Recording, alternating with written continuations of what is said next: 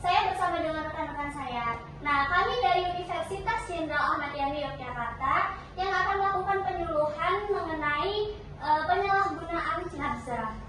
Nah, bertujuan untuk agar ibu-ibu dan bapak-bapak memahami penyalahgunaan atau bahayanya nafza atau zat adiktif lainnya bagi kesehatan bapak dan ibu-ibu sekalian.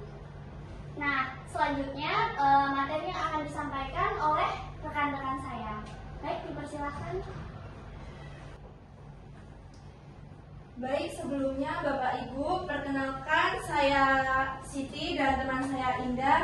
Saya di sini akan menjelaskan pengertian tentang nafsa. Apakah Bapak Ibu sudah mengetahui apakah itu nafsa? Narkotika, Obat, psikotropika. Obat. Baik. Narkotika, psikotropika, zat adiktif adalah nafsa yang berarti narkotika, psikotropika, dan zat adiktif.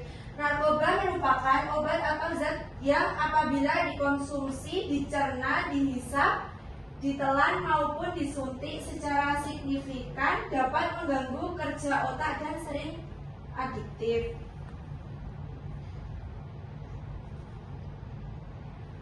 Baik, obat atau zat-zat yang sering jika digunakan dengan salah atau penggunaannya tanpa adanya resep maupun pengawasan dari medis.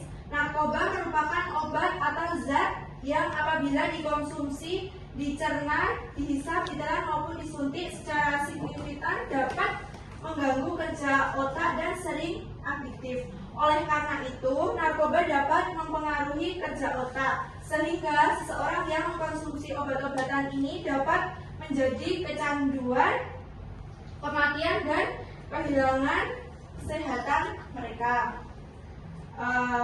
Baik, di sini juga terdapat risiko yang dialami oleh pengguna narkoba, seperti efek obat pada hati, efek obat pada hidung, efek pada bayi dan kaki, kecanduan narkoba dan gangguan penyakit pada otak, dan efek obat terhadap darah. Baik, selanjutnya akan dilanjutkan oleh rekan saya. Jadi saya akan menjelaskan tentang upaya pencegahan orang yang terkena narkoba. Yang pertama adalah dengan cara primer itu bagi seseorang, keluarga maupun komunitas yang tidak ada pecandu dan juga tidak ada pengedar narkoba. Nah, yang kedua adalah sekunder. Sekunder adalah orang yang rentan dengan pecandu narkoba. Yang ketiga tersier adalah orang yang sudah menjadi pecandu narkoba, makanya yang tersier ini akan direhabilitasi agar tidak kembali kecanduan menggunakan narkoba. Selanjutnya untuk obat-obatan yang masuk untuk medis akan diawasi oleh pemerintah, karena pemerintah itu memiliki undang-undang yang melindungi tentang orang yang penanaman, pengedaran, impor, ekspor obat-obatan narkoba. Seseorang yang kecanduan terhadap narkoba, maka ia akan mengalami perubahan seperti perubahan pola tidur yang tidurnya larut, kemudian ia sangat susah dibangunkan. Kemudian dia akan menghindari keramaian, suka menyendiri, dan juga memiliki sifat yang sangat kasar dan juga temperamen kepada orang tuanya. Kemudian ada beberapa hal yang mempengaruhi orang tersebut menjadi pecandu narkoba. Yang pertama adalah individu dikarenakan faktor usia, gangguan kepribadian, dan juga keyakinan yang salah. Yang kedua adalah faktor sosial budaya, yaitu dilihat dari pengaruh keluarganya dan juga pertemanannya, karena pertemanan itu bisa membuat seseorang itu menjadi pecandu narkoba karena teman-temannya itu pecandu narkoba. Yang terakhir adalah faktor lingkungan, karena faktor lingkungan itu sangat besar untuk mengaruhi seseorang menjadi pecandu narkoba, karena jika sekitarnya menjadi pecandu narkoba, kemungkinan besar anak tersebut atau seseorang tersebut dapat menjadi pecandu narkoba. Sekarang bisa disimpulkan bahwa penyalahgunaan dalam penggunaan nafsa itu dapat diberikan dampak negatif bagi kesehatan maupun ekonomi sosial. Diharapkan juga untuk ibu dan bapak bisa memantau anaknya agar tidak menjadi pecandu narkoba dengan melihat pergaulan dan juga aktivitas perkembangannya. Setelah ini akan dilanjutkan oleh teman saya. Baik Bapak Ibu, materi hari ini sudah disampaikan. Apakah ada yang ingin ditanyakan? Maaf Mbak, izin bertanya. Untuk jenis nafza itu apa saja ya yang biasa dikonsumsi oleh pecandu?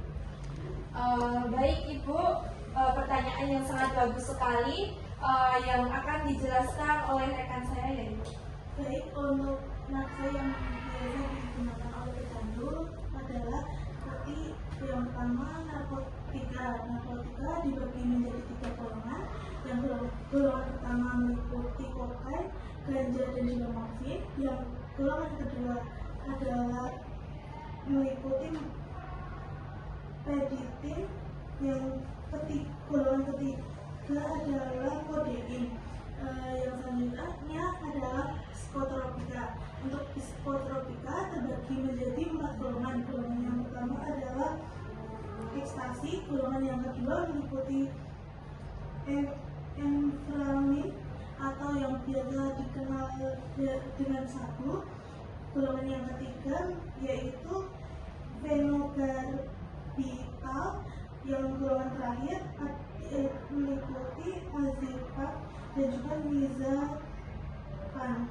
Yang terakhir adalah zat aktif, terbagi menjadi 3. Yang pertama adalah minuman beralkohol baik A, B maupun C. Yang kedua adalah nikotin. Yang ketiga adalah inhalan, yaitu gas dan juga pelarut. Baik, seperti itu nafza yang biasa digunakan. Apakah sudah paham? Ya sudah, terima kasih atas jawabannya Mbak. Ya. Ibu, apakah ada yang ingin ditanyakan lagi? Mbak, saya izin bertanya, apa dampak jangka panjang yang dialami dari penyalahgunaan nafza? Baik, akan dijelaskan oleh rekan saya. Baik, saya akan menjawab jangka panjang mengenai pemakaian nafza. Untuk jangka panjangnya, orang tersebut dapat mengalami kerusakan otak, overdosis, dan juga kesehatan mentalnya terganggu. Apakah sudah menjawab? Ya, tersebut. Nah, untuk materi pembahasan hari ini, apakah ibu-ibu dan bapak-bapak sudah cukup jelas ataukah masih ada yang bingung? Sudah jelas. Untuk materi hari ini kita jadi paham apa itu bahayanya penggunaan nafsa. Oh, baik sekali. Karena materinya ini sudah jelas, sudah kami cukupkan di sini. Terima kasih atas antusias Bapak dan Ibu-ibu sekalian. Terima kasih juga atas respon positifnya sehingga berjalan dengan lancar. Nah, apabila saya dan rekan-rekan saya ada salah kata atau yang tidak mengenakan hati Ibu dan Bapak sekalian, kami meminta maaf dan terima kasih sudah mengizinkan kami untuk melakukan penyuluhan